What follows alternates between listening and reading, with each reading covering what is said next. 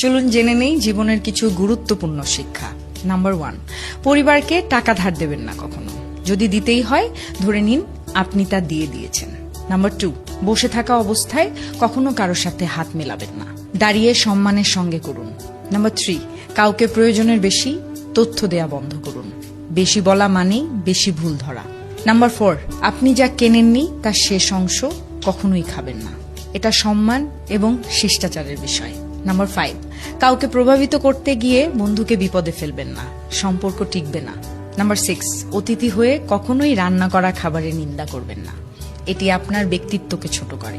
Number 7, কথোপকথনের সময় mobile বের করবেন না, আপনি সম্মান দিলে সম্মান পাবেন। নাম্বার 8, যেটা আপনার কাজ না তার জন্য ক্রেডিট নেবেন না কখনো, কৃতিত্ব চুরি করলে বিশ্বাস নষ্ট হয়। আর অবশ্যই মনে রাখবেন, এই শিক্ষাগুলো মনে রাখলে জীবন হবে সহজ এবং শান্তিময়।